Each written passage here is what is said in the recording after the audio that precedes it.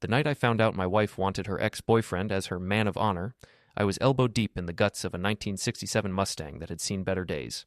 The engine block was cracked, the transmission was shot, and honestly, the whole damn thing should have been scrapped years ago. But the owner, some kid who inherited it from his grandfather, begged me to save it. I'm a sucker for lost causes. Before we dive deeper into this story, I have one small request.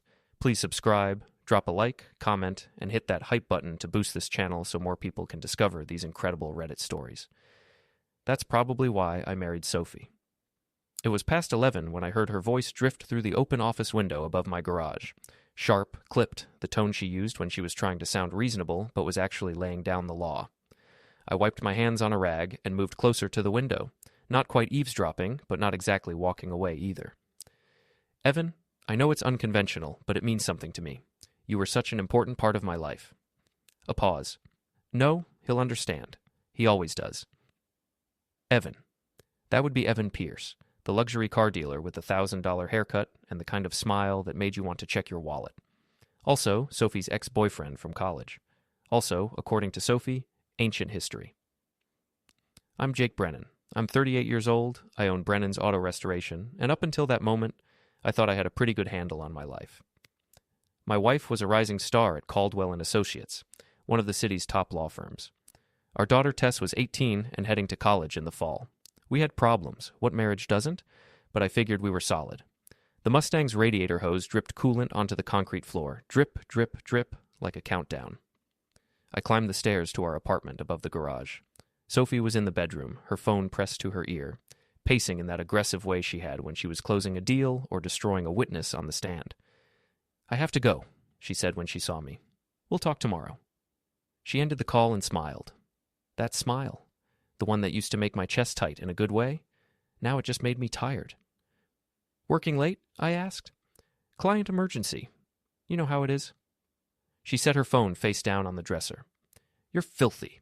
Long day? The Mustang's fighting me, but I'll win. I started toward the bathroom, then stopped.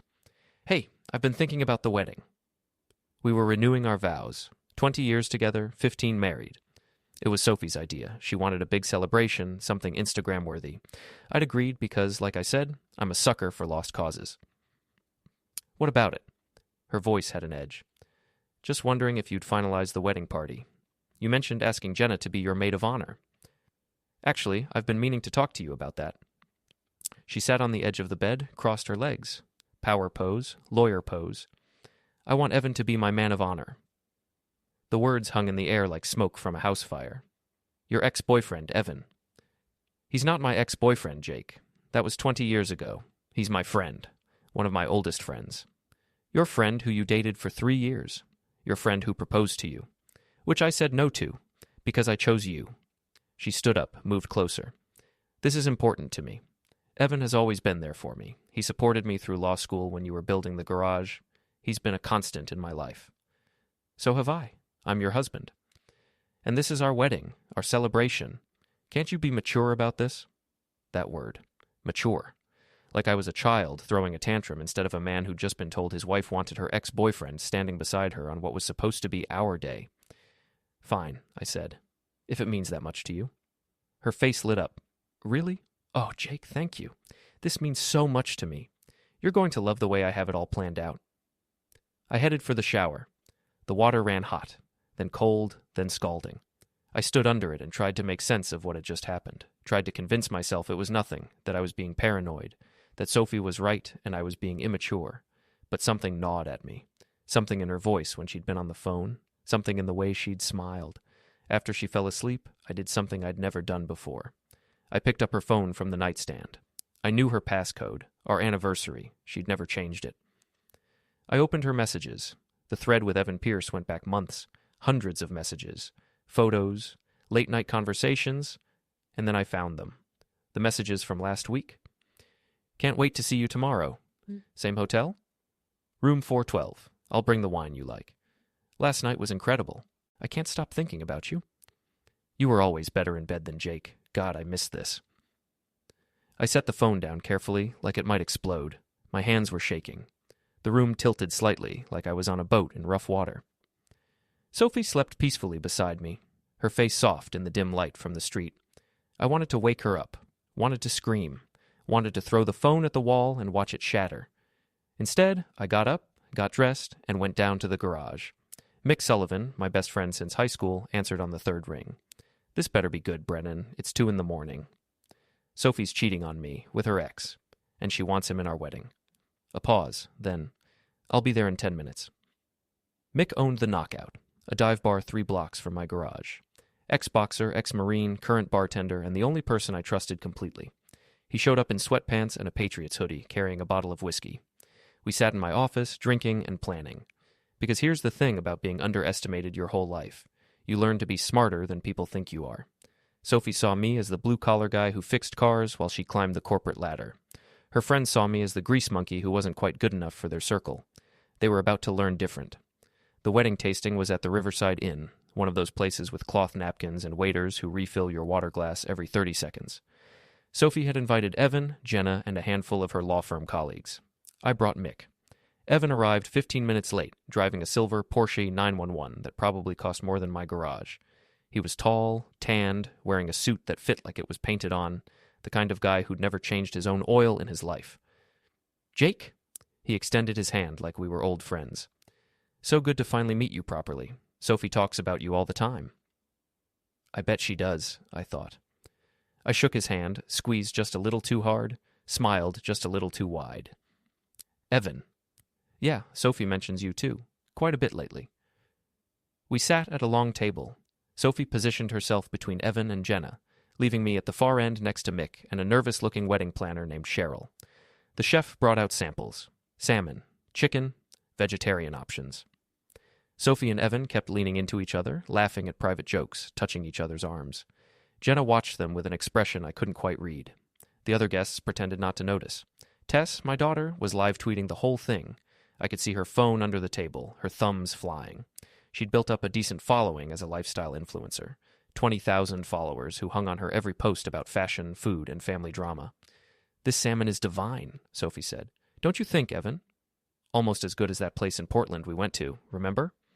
"Oh my God, yes! With the waterfront view?" I stabbed my chicken. "When were you in Portland?" "Last month," Sophie said breezily. "Work conference. Evan was there for a car show. We grabbed dinner." "You didn't mention that." "Didn't I? Must have slipped my mind." Mick kicked me under the table. "Easy," his look said. "Not yet." After the tasting, everyone moved outside to look at the venue's garden, where the ceremony would take place. Evan's Porsche sat in the parking lot, gleaming in the afternoon sun. "Beautiful car," I said, walking over to it. "Thanks, just got it last month. Custom interior, upgraded exhaust system. She's my baby." "I bet." I pulled out my keys. "You know, I've been meaning to ask you something." "Sure, shoot." "How long have you been sleeping with my wife?" His face went white. What? Jake, I don't know what you're talking about." "Room 412. The wine she likes." "How you missed it? Ring any bells?" He opened his mouth, closed it, opened it again. "Look, man, it's complicated." "Actually, it's pretty simple." I walked toward my truck, a '98 Ford F-250 with a steel bumper I'd installed myself. "See, I'm just a simple guy. I fix cars, I solve problems, and right now, you're a problem." I got in the truck, started the engine, and backed up, right into the side of the Porsche. The crunch of metal was beautiful, satisfying. The Porsche's door caved in like aluminum foil. The side mirror shattered. Evan screamed. I pulled forward, rolled down my window. "Whoops. Sorry about that. These old trucks, you know. Terrible blind spots." Sophie came running. "Jake, what the hell did you do?" "Accident. My insurance will cover it." I looked at Evan, who was staring at his ruined car like someone had shot his dog. "Unless you want to file a police report, we could do that. Might take a while, though. They'd need statements from everyone, details about why we're all here. Might get complicated." He understood. So did Sophie. Her face was red, her jaw tight. "We'll handle it privately," she said. "Great." I put the truck in gear. "See you at home, honey. Nice meeting you, Evan." I drove away. In my rearview mirror, I could see Tess filming the whole thing on her phone. By the time I got back to the garage, she'd already posted it. The video had 5,000 views and climbing. The caption read, "My dad just destroyed my mom's Man of Honor's Porsche at our wedding venue. This family is wild." Wedding drama. Dad revenge. Mick called me an hour later. You're viral, brother. Tess's post is everywhere. Good. You sure about this? You're burning bridges. They burned first. I'm just making sure there's nothing left to cross back on. That night, I sat down at my computer and started making calls. First to the wedding vendors. Canceled the venue, the caterer, the photographer, the florist. Most of them had cancellation clauses, but I didn't care about the money. I split every bill 50-50 and sent half to Sophie and half to Evan, since he was so involved in the planning. Then I called our bank, closed the joint accounts, moved my money into a new account at a different bank, changed the locks on the garage and the apartment. Sophie came home at midnight, Jenna in tow. The locks are changed, she said, her voice shaking with rage. You changed the locks on our home. My home, my garage, my apartment. You want in, you can get a hotel room. I hear room 412 at the Marriott is nice. You son of a bitch. That's Mr. Son of a Bitch to you. Oh, and I canceled the wedding. Sent refunds to all the guests. Explained that due to unforeseen circumstances, specifically my wife screwing her ex-boyfriend, we wouldn't be renewing our vows after all. Jenna stepped forward. Jake, you're being unreasonable. Sophie made a mistake, but this is... Stay out of this, Jenna, unless you want me to start digging into your role in all this. She went pale. Interesting. I'm calling my lawyer, Sophie said. Go ahead. I'm sure the partners at Caldwell & Associates will love hearing about how you've been using company travel budgets to bang your ex. I've got receipts, hotel bills, all paid for with the firm credit card. That stopped her. The firm was strict about ethics violations. Partners had been fired for less. What do you want? She asked finally. Nothing. Not anymore. I want you to leave. I want Evan to crawl back to whatever dealership he slithered out of. And I want everyone to know exactly what you did. You're making a mistake, Jenna said. I looked at her. Really looked at her. Am I? Or are you? They left. I poured myself a drink and opened my laptop. Tess's video had 50,000 views now. The comments were brutal. Half the city knew what Sophie had done. My phone buzzed. A text from Mick. Caldwell & Associates is having their annual gala tomorrow night. Fancy party? Open bar? You thinking what I'm thinking? I smiled. Oh yes, I was thinking exactly what he was thinking. The Caldwell & Associates gala was held at the Grand Ballroom downtown. Black tie, champagne, 200 of the city's legal elite pretending to care about whatever charity they were supporting this year.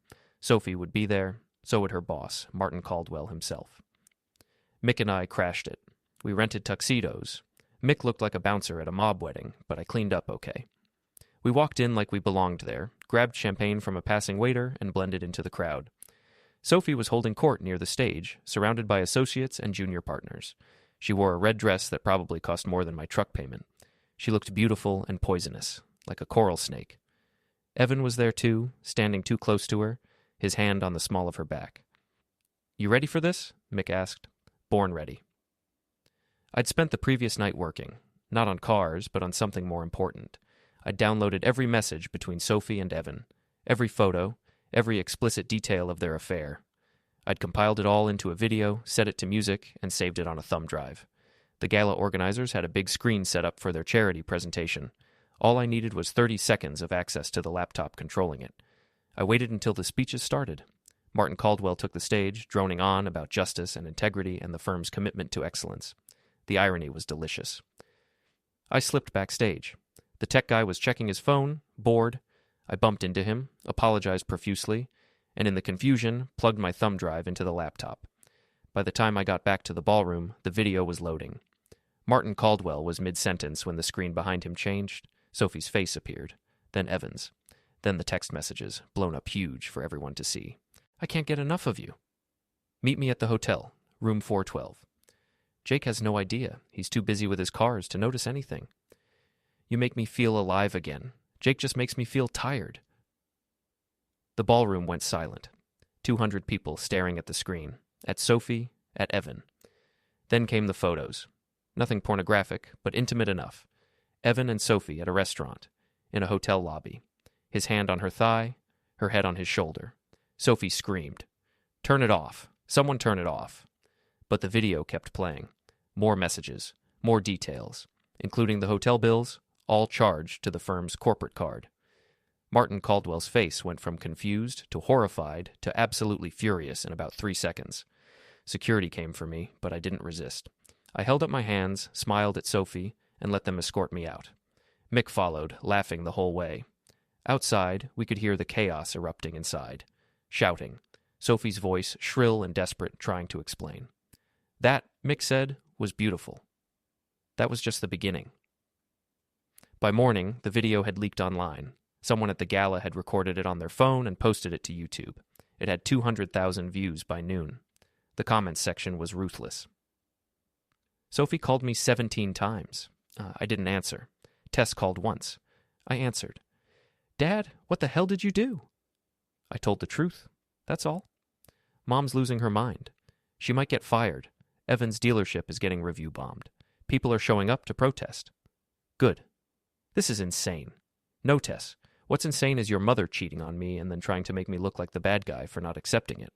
What's insane is her wanting to celebrate our marriage while she's sleeping with someone else. A long pause. She really hurt you, didn't she? Yeah, kiddo, she really did. I'm sorry, Dad. I didn't know it was this bad. It's not your fault. None of this is your fault. After we hung up, I sat in my office and planned the next move. Because I'd found something big. Remember Jenna? Sophie's best friend, the one who'd been so supportive of Evan being the man of honor? I'd done some digging. Turns out Jenna and Evan had dated years ago, before Sophie, and Sophie had stolen him away. Jenna had never forgiven her. She'd been playing the long game, waiting for the perfect revenge. The man of honor idea? That was Jenna's. She'd suggested it to Sophie, knowing it would create chaos, knowing it would destroy Sophie's marriage. And I'd been a pawn in her game. But here's the thing about pawns. Sometimes they make it to the other side of the board and become queens. I called Jenna. We need to talk. I don't think that's a good idea, Jake. Meet me at Riverside Park in an hour, or I start making phone calls about your role in all this. She showed up. We sat on a bench overlooking the river. It was a beautiful day, sunny and warm, completely at odds with the conversation we were about to have. You set this up? I said. The whole thing. You convinced Sophie to make Evan her man of honor because you knew it would blow up her marriage. I don't know what you're talking about. Yes, you do. Sophie stole Evan from you 15 years ago. You've been waiting for payback ever since. This was it? She didn't deny it, just stared at the water. Here's what's going to happen, I continued. You're going to confess, publicly. You're going to tell everyone that you manipulated Sophie into this situation. You're going to take responsibility for your part in destroying my marriage. And if I don't, then I'll destroy you the same way I'm destroying them. I'll expose every lie, every manipulation. I'll make sure everyone knows what you did. Your reputation, your social standing, all of it gone. She turned to look at me. You've changed. You used to be so nice. Yeah, well, nice guys finish last. I'm done finishing last. She agreed, not because she wanted to, but because she had no choice. That afternoon, she posted a confession on social media. Detailed, specific, damning. She explained how she'd orchestrated the man of honor situation, how she'd encouraged Sophie's affair with Evan, how she'd wanted revenge for an old betrayal. The post went viral. Tess shared it. So did half the city. Jenna's life imploded in real time, but I wasn't done, not even close. Evan Pierce owned Pierce Luxury Motors, a high-end dealership specializing in European imports. Porsche, BMW, Mercedes, the kind of place where they serve you espresso while you're signing papers for a car that costs more than most people's houses. It was also, I discovered, deeply in debt. Evan had been living beyond his means for years, leveraging the dealership to fund his lifestyle. He owed money to banks, investors, and some shadier characters who didn't take kindly to late payments. I bought his debt, all of it. It took some creative financing. I mortgaged the garage, cashed in my retirement accounts, called in every favor I was owed. But I did it. For $300,000, I became Evan Pierce's biggest creditor, which meant I effectively owned Pierce Luxury Motors. I showed up at the dealership on a Tuesday morning, flanked by Mick and my lawyer, a shark named Patricia Hendricks, who'd been happy to help once I explained the situation. Evan was in his office, on the phone, probably trying to explain to another angry customer why his dealership had suddenly become the city's most hated business. I knocked, walked in without waiting for an answer. "What the hell are you doing here?" he said, ending his call. "Taking what's mine." I dropped a folder on his desk. "I own your debt. All of it. Which means I own this dealership. Which means you work for me now, or you don't work at all." He opened the folder, read the papers. His face went from angry to pale to something close to panic. "You can't do this." "I already did. You've got two choices. You can walk away quietly, or I can fire you publicly and make sure everyone knows why. Sophie will? Sophie can't help you. Sophie's probably getting fired herself. Her firm doesn't take kindly to ethics violations. He stood up, tried to look intimidating. You think you're so smart? You think you've won? But you're just a grease monkey who got lucky. I smiled. Maybe. But this grease monkey owns your life now. So sit down, shut up, and sign the resignation papers. He didn't sit. Instead, he took a swing at me. I'd been expecting it, hoping for it even. I dodged, let his momentum carry him forward, and then I hit him. One punch, right in the gut. He doubled over, gasping. That's for my wife, I said. This is for my marriage. I hit him again. Not hard enough to do real damage, but hard enough to make a point. He went down, curled up on the expensive carpet. Mick pulled me back. Easy, Jake. We got what we came for. The dealership staff had gathered outside the office, watching through the glass. I straightened my jacket, stepped over Evan, and addressed them. My name is Jake Brennan. I'm the new owner. Evan Pierce is no longer employed here. Anyone who has a problem with that can leave with him.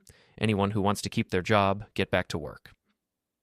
They scattered like roaches when the lights come on, and Patricia handed Evan the resignation papers. Sign these, now. He signed. His hand was shaking so badly he could barely hold the pen. We left him there, broken and humiliated, in the office that used to be his kingdom. Outside, Mick clapped me on the back. You're officially a supervillain now. How's it feel? Pretty damn good, actually. But I still wasn't finished. Because Sophie needed to understand that actions have consequences. That you can't destroy someone's life and expect to walk away unscathed. The city's biggest event of the year was the Riverside Food Festival, a 3-day celebration that drew thousands of people.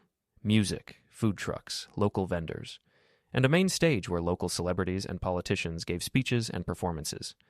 I pulled some strings, made some calls, donated a large sum to the festival organizers. And suddenly, I was scheduled to give a speech on the main stage, Saturday afternoon, prime time. Sophie found out about it. She called me, furious. What are you planning, Jake? Just a little public service announcement. Thought I'd share some thoughts on loyalty, marriage, and the importance of honoring your commitments. If you humiliate me again, you'll what? Sue me? Go ahead. I've got lawyers now, good ones. And I've got evidence of everything you did. Every lie, every betrayal. You want to take this to court, we can do that. I'll make sure the whole city knows exactly what kind of person you are. She hung up. Saturday came. The festival was packed. Thousands of people, eating and drinking and enjoying the sunshine. The main stage was set up in the center of the park, with massive speakers and screens. I took the stage at 2 o'clock. The crowd quieted down, curious about who I was and what I had to say. Good afternoon, I said into the microphone. My name is Jake Brennan. Some of you might know me from the videos that have been going around. The guy whose wife cheated on him with her ex-boyfriend. The guy who crashed his truck into a Porsche. That's me. Nervous laughter rippled through the crowd. I'm here today to talk about something important. Loyalty. See, I thought I understood loyalty. I thought marriage meant something. I thought when you stood in front of your friends and family and promised to love and honor someone, that meant something. I could see Sophie in the crowd now, pushing her way toward the stage. Security stopped her. But I was wrong, because apparently loyalty is optional. Apparently you can cheat on your spouse, lie to their face, and then act like they're the problem for being upset about it. The crowd was silent now, hanging on every word. So, I want to say this publicly, in front of all of you. Sophie Brennan, I divorce you. I'm done. You wanted Evan Pierce? You can have him. Oh wait, you can't, because he's broke and unemployed and probably going to have to move back in with his mother. The crowd gasped. Some people started cheering. And Jenna Walsh, your former best friend, she set you up. She orchestrated this whole thing because you stole Evan from her years ago. She wanted revenge, and she got it. Congratulations, Sophie. You trusted the wrong people, betrayed the right ones, and now you've got nothing. Sophie was screaming now, but the crowd was too loud. Some people were booing her. Others were applauding me. I'm not the victim here, I continued. I'm not looking for sympathy. I'm just a guy who got tired of being treated like he didn't matter, who got tired of being the joke, so I became the villain. And you know what? It feels pretty good. I dropped the microphone, walked off the stage. The crowd parted for me like I was Moses at the Red Sea. Mick was waiting at the edge of the park. That was the most insane thing I've ever seen, and I once watched a guy fight 3 bouncers at my bar. It needed to be said. What now? Now? Now I go back to my garage, fix some cars, and rebuild my life. Without Sophie, without any of them. We walked away from the festival. Behind us, I could hear the chaos continuing. Sophie screaming, security trying to restore order, the crowd buzzing with excitement. My phone buzzed, a text from Tess. Dad, that was savage. I love you. Mom's losing it. I'm coming to stay with you for a while. Is that okay? I texted back. Always. 3 months later, the divorce was finalized. Sophie lost her job at the firm. Turned out using company funds for personal affairs was grounds for immediate termination. She moved to another city, trying to rebuild her reputation. Evan's dealership, now under my ownership and renamed Brennan Motors, was thriving. Turned out people liked the idea of buying cars from a guy who'd publicly stood up to betrayal. We specialized in honest deals and quality service, revolutionary concepts in the luxury car world, and Jenna disappeared from social media entirely. Last I heard, she'd moved to Florida. Tess decided to take a gap year before college.